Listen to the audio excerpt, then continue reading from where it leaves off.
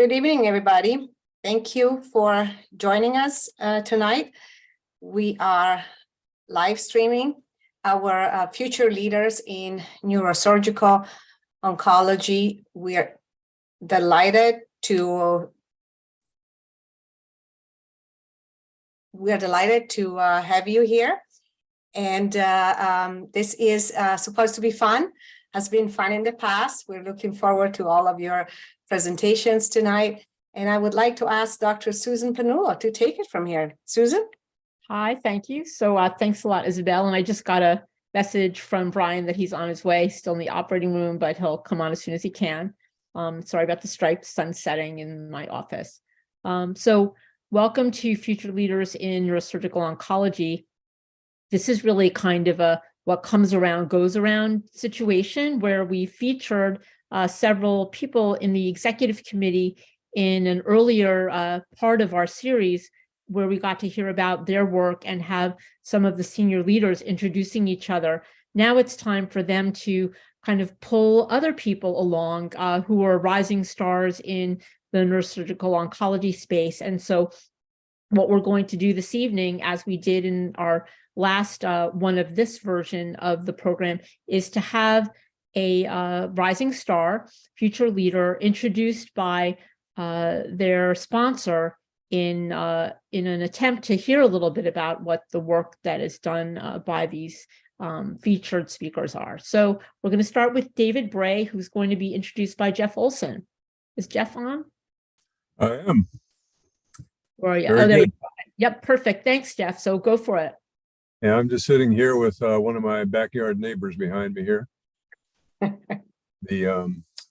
have a pleasure of introducing Dr. Bray, who hails from the Bay Area, found his way to Notre Dame and then Columbia. He moved around a bit, finally came down to university and graced us with his presence. He is completing his chief residency this year, as well as completing a master's in clinical research and having a new daughter, all within a few months of each other. So his stress index is as high as it gets. Dr. Bray started recognizing in the middle of his residency that he was interested in clinical research, but the design of which he was not an expert in. And he has made considerable progress in that. And in fact, knows way more about it now than I do. And that we will let him present his information. Great. Can you guys see my screen? You should not be using your screen. Oh, I shouldn't be. No, are you guys seeing my screen? Oh, let me get off. Sorry, I was just going to share my slides. Oh, yeah. Okay. Should I share mine or do you want to do it? I thought I was sharing mine. Oh. So if you are not seeing my screen. I do not think we're seeing yours. I think I can stop sharing, sorry. Yep. Okay, so we'll do this one more time. Can you guys see the slides? We got you. Yes. Okay. So yeah, thank you, Dr. Olson. Like you said, I'm from Emory, and I've been interested in neurosurgical oncology ever since being converted from a spine surgeon, thanks to all the great mentorship I've had at Emory. So yeah, a little bit about my clinical interests, as Dr. Olson talked about. I found myself doing a lot of different papers on neurosurgical outcomes research, which has kind of been my passion, as not much of a lab junkie during all my training years. So I had the unique opportunity of getting a grant through the NIH and Georgia CTSA to finish a Master of Science in Clinical Research this year, which has helped me a lot with learning a little bit more about all the epidemiology that we write about and being a lot more knowledgeable about that. Hopefully in giving me the tools to do some future clinical trials, and as well as help me build a bunch of databases in a better way to be able to analyze them more completely and more accurately. And some of the clinical outcomes research that I've been working on are working in grade 2 meningioma, especially the interaction of the use of adjuvant therapy, which we've been doing at Emory for some time, IDH mutant glioma, as well as some disparity research in meningioma.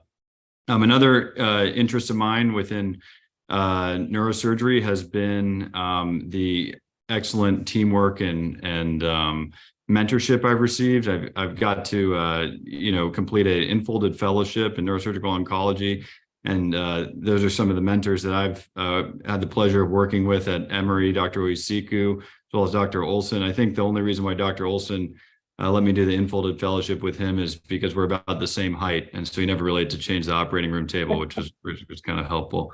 And I'll be pursuing that. I guess I'm just a glutton for punishment because I'll be doing that again next year, but in a new place, which I'm very happy about, over at Jefferson, working with Dr. Jim Evans and Dr. Farrell over there next year. So again, I've been pursuing a lot of that kind of mentorship, and that's been really helpful. And the last thing is just working, especially in skull base, working with ENT teams has been a lot of fun, as I'm kind of a team-centered individual. As far as my aspirations, I don't think anything too crazy and too different than anybody else here, but just the first and foremost, I want to be able to deliver conscientious and considered patient care, work with advancing surgical techniques, as well as working on doing good epidemiologically based neurosurgical outcomes research, and hopefully teach future generations through society leadership, as well as teaching residents. That's been something that I've been grateful to be able to receive during my training, and so I'd like to pay that forward. As well as things that are in my personal life that, as Dr. Olson alluded to, makes things a little crazy. I now have these slides are a little outdated. I now have 3 kids. I have a 3-year-old named Madeline, 2-year-old named Sophia, and a 6-week-old named Estee. We love getting outdoors and hiking, and I love thanking my wife, who helps us through it, supports us, and helps us through this, as residents don't get paid very much, as you guys know. So that's a little bit about me. Thank you, David. This was great. Thank you.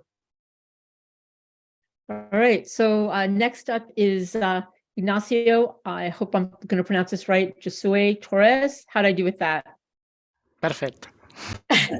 Gracias. Okay. And Ian Barney, who I see on, is going to introduce Ignacio.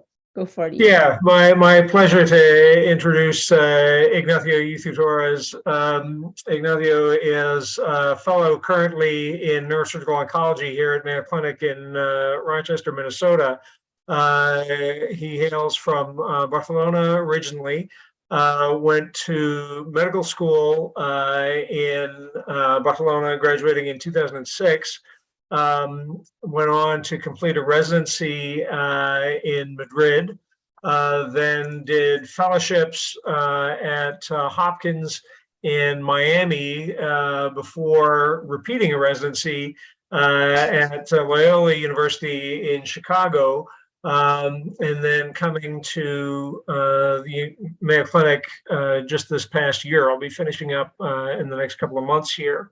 Ignacio has great interest in neurosurgical oncology, both clinically and basic science. Ignacio is also very interested in adult hydrocephalus, is involved in the Hydrocephalus Society, and has really been a great addition, albeit temporary, to our program here. He has coming up to 70 publications and is a true rising star. So, Ignacio. Thank you very much, Dr. Barney. Well, okay, so this is the slide that we prepare, and just to in resonance with what we was said before. So my passion for neurosurgical oncology starts with the fascination with the brain and the brain mapping, okay, and as well together with the combination of the challenge and the opportunity of operating and tackling anatomical challenges, functional challenges as vascular challenges like in insular gliomas. We've been doing a lot of these challenging tumors here at Mayo together with Dr. Pani and Dr. Vance, and that has been an amazing opportunity to learn from that, together with the combination of technologies and tools and with the biomolecular advances. And what it fascinates me the most is the opportunity to advance using the inspiration the patients give us. So usually they ask us in clinic a lot of questions for which sometimes we don't have answer, and then we go back to the research and then back to them. And as a example of that, here I'm showing two papers I was involved while I was at Hawkins, the first two on the left, and then two papers I'm currently involved here at Mayo. The first two on the left is clearly one we published together with Quiñones and Dr. Chaichana in neuro-oncology about the extent of resection in glioblastoma. This was using patients that were receiving a STUP protocol. Before that, there was a little bit of mixed literature using before and after STUP protocol, and we defined the extent of resection with volumetric analysis. Then I was involved as well at Hopkins together with James Herman and Stephen Bailing, which are the fathers of epigenetics, on liquid biopsy, DNA methylation in epigenetics for early detection of lung cancer. And these last two on the right is a meta-analysis we did using the new classification that just came out in 2021 using the IDH1 wild-type glioblastoma, and see the effect of the extent of resection on GBMs, and really has an impact. And no longer, because the question was, okay, maybe the impact on extent of resection is because some of them are mutated and some of them are not. But when looking in the true glioblastoma, the extent of resection has an impact, and the difference in survival was 20 months when you get gross total resection versus 12 months with subtotal. And here on the right is a paper that is about to be submitted in the next few days that together with Dr. Parney here at Mayo, we looked at a superior frontal gyrus on the posterior part of the superior frontal gyrus, all the tumors presenting with this location. And the question was, what is the expected outcome? Because when patients present to clinic, you don't have like a pathology or like a post-operative answer. In the preoperative assessment, you would like to offer them a prognosis. And we saw that in multivariate analysis, the three most impactful variables are contrast enhancement, which is the A, Kaplan-Meier, which has the biggest survival difference, not surprising. Then involvement of the corpus callosum, which has as well a significant impact in survival, not as much as contrast enhancement. And then the presence of preoperative seizures. Having preoperative seizures is a benign prognostic factor, and this is more likely associated with being IDH1 mutant. And then when looking at the postoperative features like pathology, of course, the Kaplan-Meiers follow the normal expected known survival curve. So we can go to the next one. And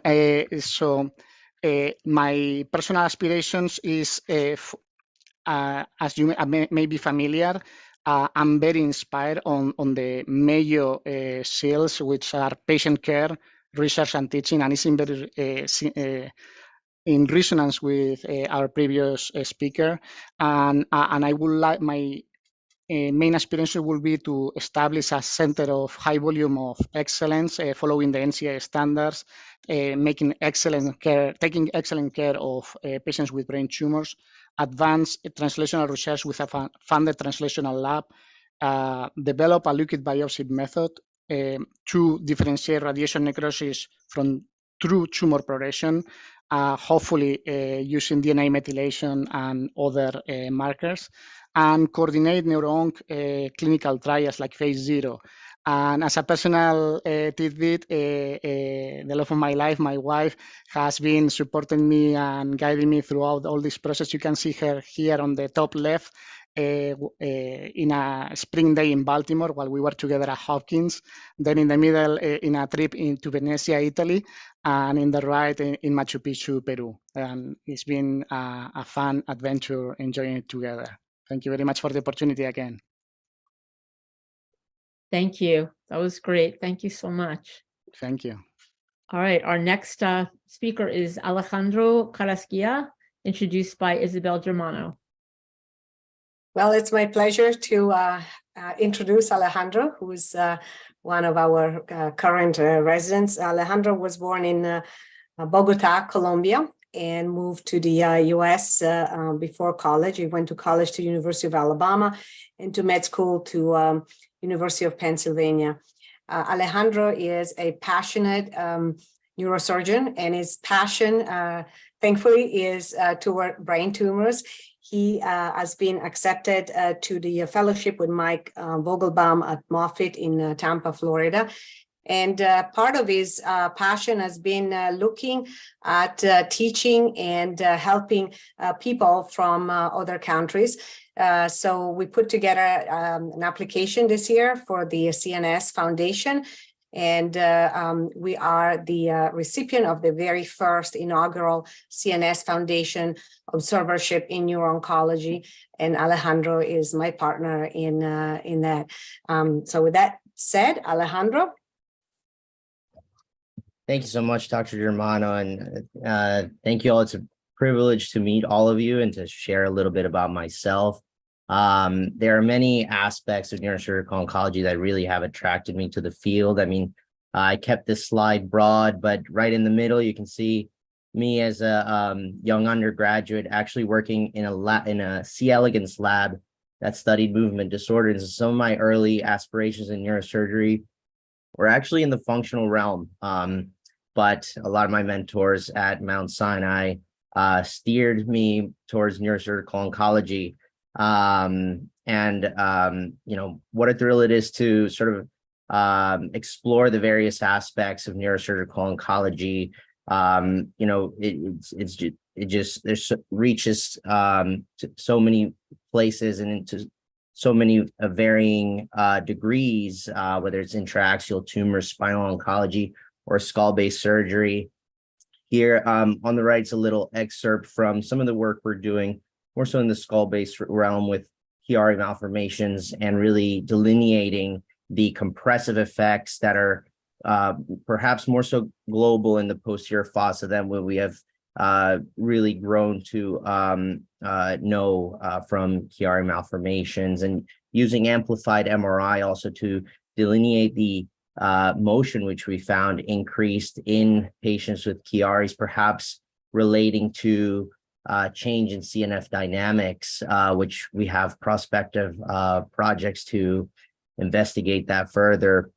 But to do all of this work and to take care of all the patients that we take care of, you know, we stand on the shoulders of giants who teach us this craft. And so, you know, I find it so important to give back. And down on the bottom is a program that we carry out at Mount Sinai, teaching minorities who aspire to enter neuroscience. So this is a program termed Doctors Reaching Minorities Entering Neuroscience, or Dr. Men, and I work with Dr. Germano on that as well, which has been a thrill. And if we could go on to the next slide. Altogether, I think, you know, we do all of this in order to help patients carry on with their lives, do what they love to do. I myself love playing guitar. You can see here in the middle a picture of me playing at the New Orleans Center for Creative Arts, where I grew up after moving to the States from Colombia and falling in love with jazz music. And you know, one day I hope to get back to playing soccer like I used to before residency. So future goals. So thanks for allowing me to share about myself, and thanks, Dr. Germano. Wonderful. Wow. Thank you so much. That was great. Next is Nathaniel Ben Shalom, introduced by Randy D'Amico. Yeah, good evening, everyone. Thanks so much for having both of us. Thank you. I'm introducing Nadi. Nadi started with us as a new attending here at Lenox Hill in Manhattan a few months ago. A little bit of a departure from what you normally kind of hear about. Nadi did a neuro-oncology fellowship with us, but before that, he did a neuroplastics fellowship and reconstructive fellowship at Johns Hopkins, which at the time was really the only department doing this nationally and maybe even internationally. Since then, he's launched the neuroplastics program here at Lenox Hill.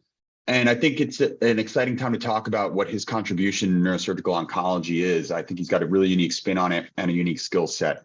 And so, yeah, it's my pleasure to introduce Nadi.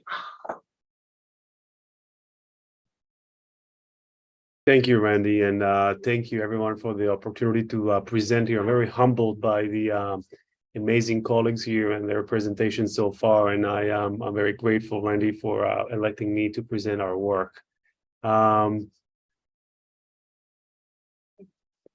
Try to see that screen. All right, so I'll start and say that I was born and raised in Israel and moved to the US for research at Johns Hopkins with a neuroplastic and reconstructive surgery program, which is a new subspecialty that I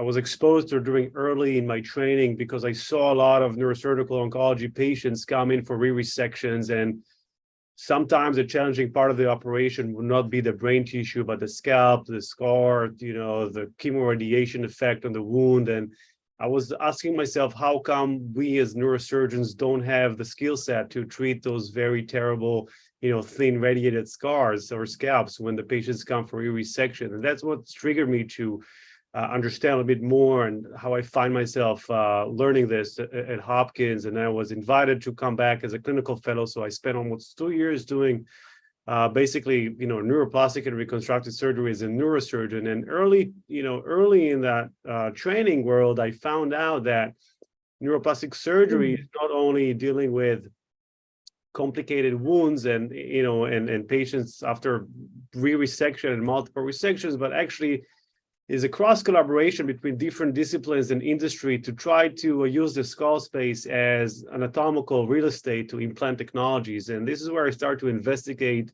smart implant and smart technologies and implantable neurotechnology that can enhance our patients, overall, hopefully, survival and quality of life. And we started here at together with Dr. D'Amico, basically looking at tumor patients coming in for post-op surveillance using sonolucent cranial implants. So instead of putting back their bone flap, we can use those smart implants made of clear PMMA and shine ultrasound in the office and look at their tumor growth, look at their tumor bed, look at their brain. And we started an IRB here to essentially study if we can look at brain tumor patients, either recurrence or tumor progression versus pseudo progression with ultrasound. And this is part of our job that we're doing here at Lenox Hill together with Dr. D'Amico. And it's really a pioneering and novel sort of field that I'm trying to not only learn more myself and be be a resource for patients that need that type of service, but also to go ahead and teach and share the knowledge between multiple disciplines. I do believe that brain tumor patients will enjoy better lifestyle and maybe outcomes when we talk to other disciplines within our field of medicine and industry. So at this point, my goal is not only to expand my knowledge, but also to spread it and talk to other disciplines to see how we can help those patients. Next slide, please. So I think that mentorship is one of the greatest assets of what we have, and I'm very, grateful to have amazing mentors such as Dr. D'Amico and my previous mentors at Johns Hopkins. And one of my goals is to mentor others, both in the field of neurosurgical oncology and neuroplastic and reconstructive surgery, and to see how we can better utilize, our skill set and knowledge to help. Essentially our neurosurgical patients and also neurosurgical oncology in particular. As I said, we started this groundbreaking research here at Lenox Hill, and together with implantable neurotechnology is something that we see more and more of, and we try to utilize other modalities such as focused ultrasound and maybe implantable convection enhanced delivery systems inside the skull space to prolong survival of these patients or offer a new paradigm, a new treatments paradigm. And this is, what my short-term articles. I do have an NIH grant. I'm do co-PI on an NIH grant to have a better understanding of the anatomical distribution of the brainstem vagal nerve and see how we can influence our inflammatory response in the body. And I have the privilege to work at Feinstein Institute of Medical Research to see if we can learn or to map and see all the different ways that the vagal nerve can actually influence systemic both immunological response and autonomic regulations.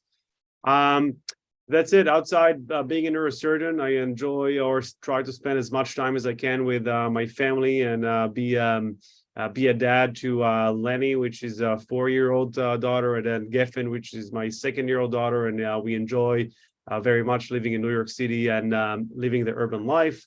And a part of that, my tidbits, if I would not live in New York urban life, I would be probably living in the ocean. And one of the things that I really enjoy is free diving and ocean exercises. So thank you again so much for the opportunity to share a little bit about what we do and to present our work.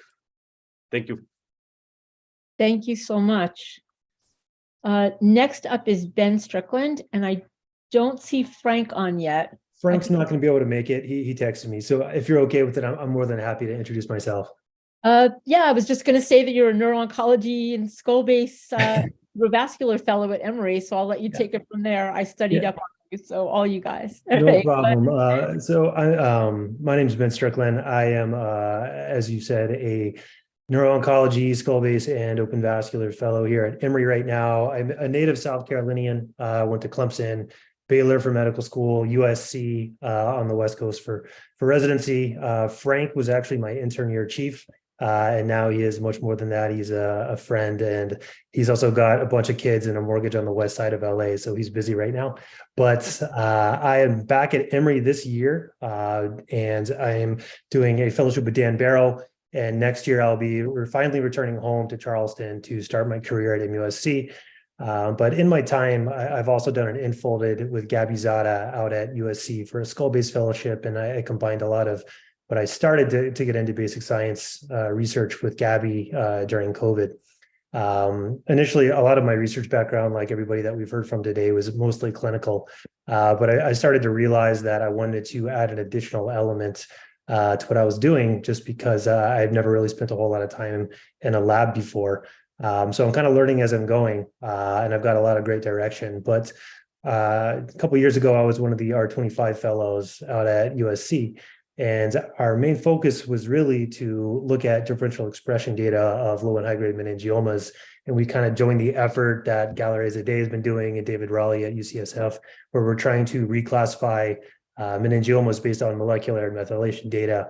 However, a lot of these other groups have, dwarfed our numbers of what I was able to do in a year or two. But I used a lot of the data I generated that year, and I'm starting to refocus it into what I'm going to do with my own lab.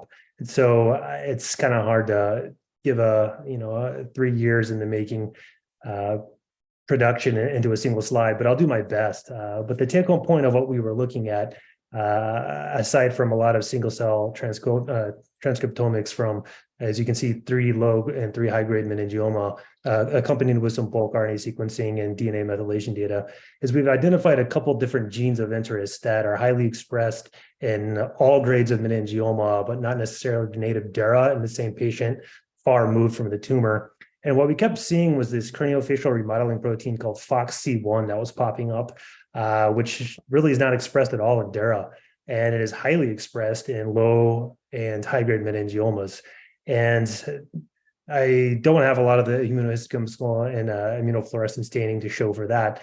But a lot of the data that we were looking at for this was also starting to suggest that perhaps meningiomas are not really just arachnoid cap cell derived. Sometimes it looks like they're highly expressed from dural or arachnoid border cells, which you can see in the top right, which is deemed DA, and ABC stands for arachnoid border cells.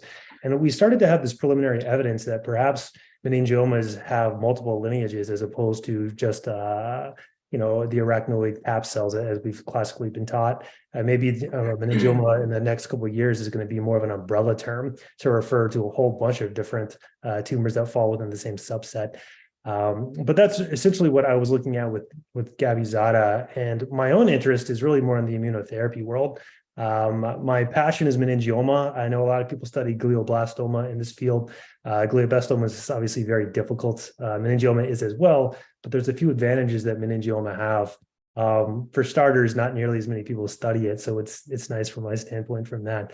But high-grade meningiomas don't really have the same somatic mutation burden as glioblastomas do. The tumors, for whatever reason, are a little bit more homogeneous than GBMs. And meningioma, since they're not actually an intrinsic brain tumor, they're not protected by the blood-brain barrier. So there's a few different reasons where immunotherapies might be a little bit more attractive for a meningioma than the typically investigated GBMs. And in the bottom left in the figure, what I'm essentially showing is one thing, the high and low grade meningioma samples that we had, we looked at just a lot of the differential expression genes, because the data set you get back is just this log expression data of what's being massively up or down regulated. And a lot of the markers you see, such as CXCL10, SPP1, those are both macrophage markers. IL-32 is a macrophage marker. SFRP2 is a T cell marker. A lot of what's really varying is the tumor immune microenvironment. And so that started to really pique my interest in, well, maybe instead of looking at the tumor and the somatic mutations, maybe I should really start looking into the immune cells and why they differ based on the somatic mutations. As we're moving away from WHO 1, 2, and 3, we're starting to care more about methylation classifiers. I'm starting to get into really looking at why certain immune cells, particularly regulatory T cells and macrophages, are polarized in a pro-tumor or anti-tumor environment based on what other somatic mutations exist. So that's really where I'm going with all of this. You can go to the next slide. So as I mentioned, a few tidbits about me. My main interest is really to couple this new methylation classifier of meningiomas with the fluctuating tumor immune microenvironments. And I'm really interested in both eventual CAR T cell therapy, because I do think there's going to be a role for that within meningiomas, but also I'm very interested in macrophage reprogramming. So that's what my lab is going to focus on. But more importantly, from a personal standpoint, I've been a dad, a new father for about 24 hours. My first child was born yesterday. And as soon as we're done here, I have to go back and change some diapers and whatnot. My wife's still in the hospital. But I've been a longtime dog dad. You can see my firstborn, my daughter right there in the middle, my 100-pound Bernese Mountain Dog, who's chewing at my foot right now as I'm trying to talk to everybody.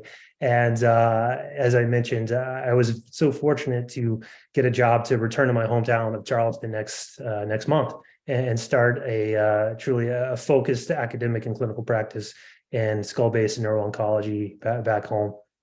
Thank you. Congratulations to you and your wife. Thank you so to your much. dog. The dog will have the best time with the baby. Those dogs are great with babies. Oh, that's why she's here. All right. Our next speaker is Patrick Kelly, and I think Lola is still in the OR. This is an hazard of this. So I'm going to go ahead and introduce Patrick, who is an assistant professor at Vanderbilt. And Patrick, go ahead, take it away.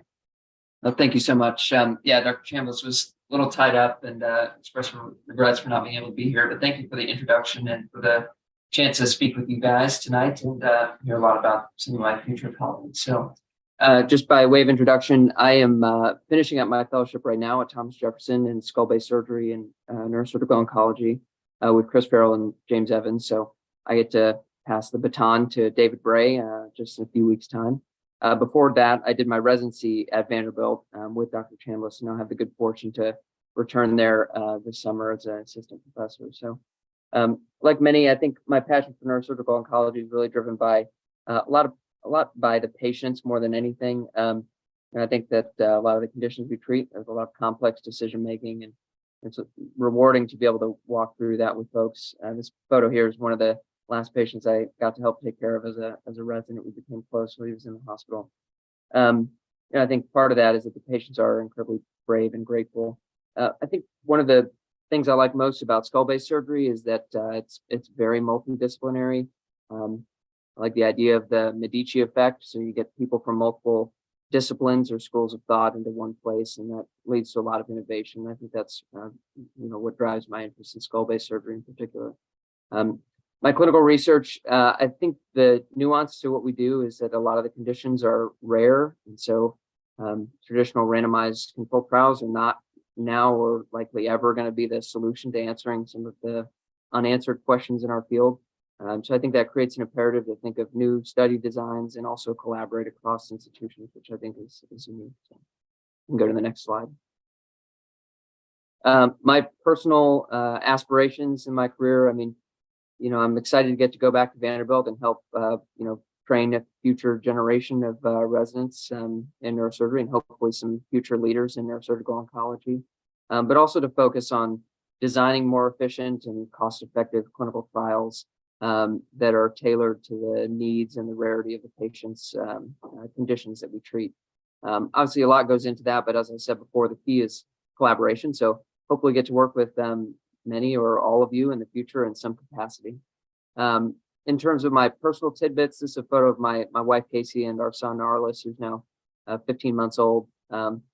And just a little background, but I grew up in a military family, so I've had the good fortune of living, or at least spending quite a bit of time in all the places everyone's mentioned here today. But you can see growing up was quite a bit of movement. And so finally get to return back home to Nashville, where I've spent a few years, and I look forward to joining them. So thanks again, everybody, for the chance to speak and hear from all of you about all the exciting work everyone else has going on. So thanks. Thank you, Patrick. That was great. Thanks so much. All right, next up is, tell me if I do this right, Danny Terrell. Am I doing it right? Okay. And I think Danny was going to be introduced by Annalise, but Annalise. Yes, I'm here. I was able to log in. Perfect timing. Hi, Annalise. Go for it. Hi. Then. Hi.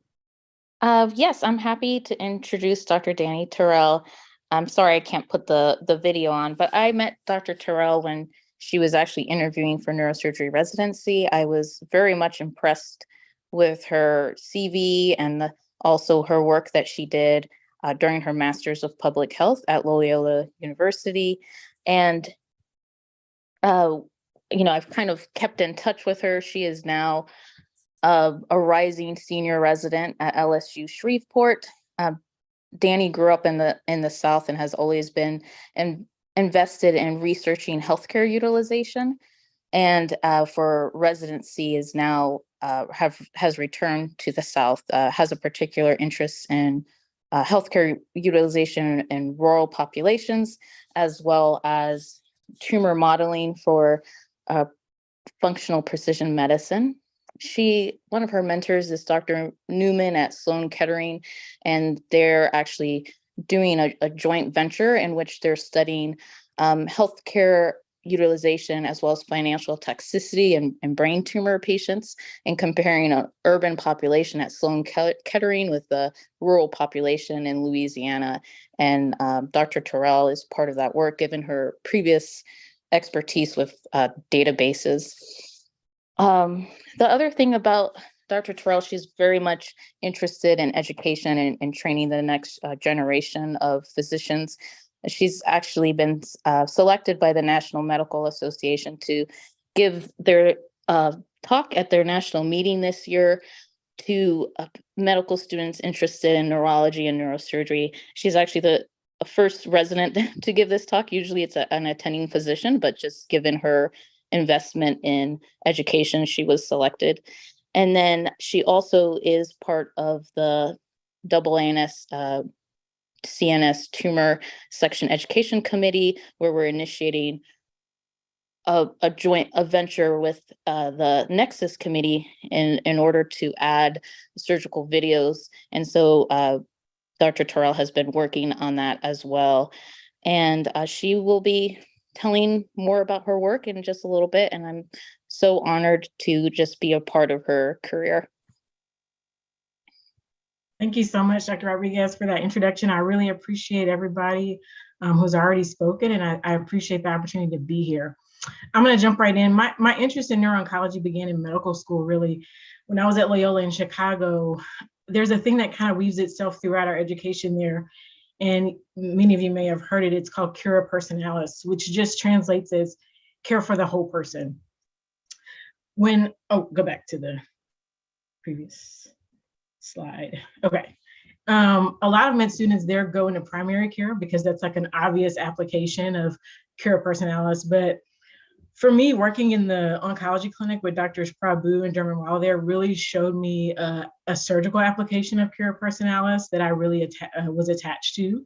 It was a multidisciplinary oncology clinic, and it really demonstrated how collaboration of a physician with a patient with a pretty singular focus of surviving or battling cancer was just a great and unique journey that a physician could go on with the patient, and the patients always seemed grateful. So that's what really attracted me to the field. Additionally, a neuro-oncology really lends itself well to applying public health principles to solve problems. And so public health plus working with the patient and getting to know the whole patient really helps us identify which problems we should be solving. One of those problems, as Dr. Rodriguez alluded to, is the work that we've done in health equity and utilization here at LSU. We were looking at the disparity in access to novel treatments in neuro-oncology. And so we're looking at patients who would be eligible for laser interstitial thermal therapy, or LIT for short. And we were looking at, why that disparity exists. And we found that a lot of patients, despite their insurance status, whether private or public, meaning Medicaid and Medicare, that Black and brown patients still were less likely to receive LIT, even if they were insured, compared to white patients. And so then we have to examine, why do these things exist? And then try to work towards solutions to make neuro-oncologic care more equitable. And so that the patient's outcome improves ultimately at the end of the day. Looking back to the patients as our guide, you can look at the pictures on the bottom left of the screen. And we were able to start our neurosurgical tumor bank here at LSU in Shreveport over the last year. And I know a lot of institutions have been able to take advantage of tissue banks for many years, but we're very proud that we were able to finally get this started here at LSU. And if any of you have ever worked at a state institution, you know how difficult things can be and how persistent you have to be to get things to actually work. And we're grateful to the patients for trusting us to do this. Pictured here are our first 3 tissue bank patients, 2 of whom are still fighting their cancer, and these images were taken about 10 months ago. From their donations in the tissue bank, we have the opportunity to expand what we're doing in the lab. And on the right side of the screen, you can see there's a schematic of what we're doing. We're very fortunate we were able to work with a really great neurobiologist here at LSU. And we're able to make 3D models of clonal and patient GBM cells, and then use hydrogen sulfide to try and radiosensitize them. At the top in that schematic, you can see we have tissue that we take from patients. We grow them in 2D culture, but we also grow them in 3D culture using a kind of new apparatus called a cell spin pod. That spin pod is sterile on the inside, and it's permeable to gases like oxygen and CO2. And we're able to quickly and cost effectively produce spheroids in order to mimic in vivo conditions. And so the hope or the goal here is that the patients would benefit more and receive much more benefit from radiotherapy than they currently do, and also have a better quality of life. The middle picture there is an actual picture from the microscope of one of our spheroids. This is a clonal spheroid. It's about 300 micrometers in size, and that's the minimum size we need it to be in order for it to be mimicking tumor behavior. And then at the bottom right, there's just a depiction of our rotary cell culture system, and those orange brackets are brackets that we were able, some med students who were part of our lab were actually able to 3D print them for us so that they would house our cell spin pod. Because it's so new, there's not an apparatus for it that exists commercially yet. You can go to the next slide. So my aspirations, of course, are to complete a neuro-oncologic fellowship, and that marriage between public health and surgery to provide competent and compassionate care in places that really need it, for people that really need it, people that aren't able to go get 2 and 3 opinions about their treatment plan, and people who struggle with the financial burden that is required to fight cancer in this country. On the right are just pictures of people that I love and things that I love. I love golf and I love kayaking, probably my top 2 hobbies. But right now, the neurosurgery softball tournament is fast approaching. So all of my free time is dedicated to softball practice and batting practice and beating Emory. So that's pretty much what I'm focused on right now. The top left picture is me and my honey at Christmas, which is my favorite holiday. That is not my tree, but my tree does stay up for months, and then it becomes a Mardi Gras tree because we're in Louisiana. And then at the bottom right are pictured, my co-residents and myself are pictured. They have been the biggest blessing of my residency, and I definitely wouldn't have been able to do any of this work that I've shared with y'all tonight without them and their support. And lastly, I just want to thank all my mentors from Loyola. I want to thank Drs. Knuckles, Prabhu, and Dermawala. I want to thank Dr. Rodriguez for being so gracious and nominating me for this experience. And here at home at LSU, I want to thank Dr. Guthakonda and Dr. Newman, who's now at Sloan Kettering, for being wonderful mentors and being examples of how to care for these patients. Thank you, guys. Thank you so much. That was great. Love the tray. Our last speaker of the evening is Lucas Karlstrom. And I think Michael Link was going to introduce him, but I don't see that Michael was able to make it on unless he's hiding in the rafters someplace. So yeah, I don't think he's able to make it tonight. Okay, thanks, Lucas. So I will introduce you. I know you're a PGY7 doing an infolded skull-based neuro-oncology fellowship at Mayo, and I'll let you take it from there. Thank you so much. Yeah, I'm completing my last year at Mayo, and then I'm going to go spend a year with Danny Prevedello at Ohio State, looking at some particularly expanded endonasal techniques. We just are getting back from the International Vestibular Schwannoman's CPA angle meeting in Bergen, Norway, and that's why Dr. Link's unfortunately unable to attend. I've been traveling for about 36 hours with some flight problems, so if I say anything that's particularly off the rails, my apologies. It's an incredibly humbling experience to share the stage with my colleagues that are probably far more accomplished than I am, but I appreciate the opportunity to share a little bit about myself. So my passion for neurosurgical oncology is sort of twofold. And I have a broad interest in sort of the global neuro-oncology, but particularly skull-based pathology, where maybe the stakes as far as mortality aren't quite as high as with things like high-grade glioma. But the surgical decisions you make can have long-term major ramifications on patient quality of life that can last for decades, really. And I think the idea of looking at some of the nuanced approach selection, surgical decision-making, management options, as surgery isn't always the best approach, I think is of such high importance, and it's critically important to sort of pass it along and share it with trainees.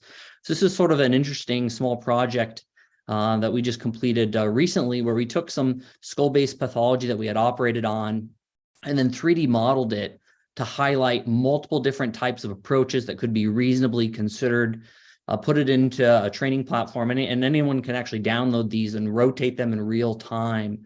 And I think to allow trainees the opportunity to see the pathology through different angles, filter in things like critical neurovascular structures, and be able to see in real time kind of the decisions that they make in surgery, how that may impact all outcomes, both for tumors, but for patient quality of life with things like cranial nerve function. And then I think there's no way I can overstate the importance of the people that have led to where I am today. So there's a variety of people on this slide, including Mike Link in the middle and Maria Paracelda, Jamie Van Gompel in the bottom right, which are my skull-based fellows, or my skull-based faculty, sorry. Chris Garafio in the upper right, who's now faculty at University of Oklahoma, and Avital Perry on the left. Fred Meyer, Terry Burns, Ian Parney, a variety of people that have not only made me want to follow in their footsteps, but have taken the time to mentor and educate, and have really inspired people you look up to and want to be like them. And so I think the people are really important for certainly stimulating my initial interest, but really keeping me motivated and wanting to come to work, come to meetings, go to conferences, and show up on a day-to-day basis. Go to the next slide, please. So what are the things I'm looking to do in the future? I think one of the things, particularly for skull-based pathology, where again, maybe the mortality stakes aren't quite as high, is to try to better understand tumor phenotypes. We say things like meningiomas or vestibular schwannomas or epidermoids are sort of benign tumors, and that's true most of the time. In addition to their sort of tricky location at times, I'm sure we've all seen in our practice various tumors that really don't behave as benign lesions, and they grow aggressively, they take more cranial nerve function than may otherwise be expected, or just be sort of bad actors. And so we've been trying to understand, why do tumors behave the certain way they do, even though under the pathology microscope, they sort of look the same and they get the same grading classification. And so this figure here is sort of analysis from some of the microdialysis work we've been doing with glioblastomas, but we've really been trying to continue this work and building a database to try to understand what are the factors that influence things like growth for acoustic neuromas, What are the things that predict rates of hearing loss? We now have shown that there's some elevation of protein in the endolymph. Are there some factors that would influence when surgery or stereotactic radiosurgery may impact hearing outcomes ultimately, or facial nerve function? Hopefully we can use those to better understand not just how tumors behave, but how they respond to treatment. Can we identify targeted treatments to better treat patients beyond the operative room, and then can survey them a little bit closer, detect them earlier, detect if treatment is working or not, early failures, and ultimately have better patient outcomes for decades. And the second platform is beyond the disease pathology. I think trying to understand normal human cerebrovascular physiology, I think, is important as well. And skull-base, while not classically thought of as being important in that realm, I think has some things to teach us. And so the bottom left is an interesting project we did with Ivan Lundgaard from Lund, Sweden, looking at the lymphatic system in pigs to try to better understand how various nutrients are filtered through the brain, how solutes are cleared. And it seems like the skull base in particular, and a variety of lymphatic channels and glial lymphatic channels are really quite invaluable for clearing things that may be relevant for neurodegenerative diseases, but also how tumors spread or progress. And we certainly have very little idea of how surgery impacts these channels. And then on the right, I've been able to continue some of the work I did during my thesis work, which is to understand how the nervous system wires itself in development, with the idea that if we understand these mechanisms, maybe we can help nerves regrow or help systems rewire after injury. And so if we do unfortunately cause a devastating facial nerve palsy after surgery or some other major cranial neuropathy or spinal cord injury, can we help patients through that and not only focus on treating their tumors, but as we heard from one of our colleagues earlier, it's the aftercare for patients and making sure they have good outcomes beyond their tumor, which is, I think, of critical importance. And then finally, I think the only person that struggled more during my residency training than myself was my wife, Amanda, who's in the upper right. I think it's very hard to go through these grueling hours and difficult times without having a good support system. And I've certainly been very lucky to have her. And then we had a son who just turned 2 a few weeks ago, Ethan, there in the middle, teaching him to ride a bike, which has certainly been one of the most rewarding experiences of my life so far. And then work hard, play hard, I think is an idea that all of us share, many of us share. And I like doing triathlons in my spare time, and hopefully can continue to carve out time just to stay active outside the hospital. So with that, I'll thank you for your time. I really appreciate the opportunity to share some of this. It's very humbling hearing all of the other things that my colleagues are doing. So thank you. Thank you so much, Lucas. That was great. Isabel, I'll let you wrap it up. Well, this was incredible, but before I go into that, let me just say a few words about our upcoming meeting. As you can see from the slide, the abstract submission just closed. We had an incredible number of abstracts that were submitted. This is our historical high for the tumor section, twice as many abstracts as our last meeting. So we're really, really excited. Please take a picture of this, share it, post it. We hope to see you all. Remember that all medical students can register for free until the early birds, and I think that expires in the next couple of weeks. Then we also have a special course for APPs. So if you're working with an APP, bring her to the meeting, bring her or him to the meeting. We have a special segment on each of the 2 days. And with that said, I wanted to really thank you and congratulate you for everything that you have accomplished over the years, and perhaps also about tonight, because I think tonight is a great accomplishment to see all of you in the same room and to see you all smiling and getting to know one another. We really hope that this is just the beginning of collaborations. And we really think that being together tonight can inspire us and then inspire other people. And the network is going to get bigger and bigger, and our patients with brain tumors will be taken care even better because of all these new connections that we're forming. With that said, I see Garni that just showed up on my screen. I don't know, Garni, if you want to say a word. I did promote you as a speaker. Okay. Oh, thank you so much, Isabel. I appreciate that. No, it just was very Happy to hear everybody's great work that you're all doing. I think just looking back to when I was in residency, it's just the amount of accomplishments our current residents or fellows are achieving in neuro-oncology is just phenomenal. And you're really setting the bar high, and hopefully will inspire more medical students and residents to pursue this good field. So really honored to be a part of this and part of the tumor section. And I'm looking forward to the satellite meeting coming up in September. Hope to see you all there. Thank you so much. And thank you, Jeff, Ian, Frank, and all the other sponsors for participating, and especially for sharing with us the people you're working with and the people you're proud of. Annalise, was really a pleasure having you. Susan, we could not do this without you, so thank you. And we'll see you all in July.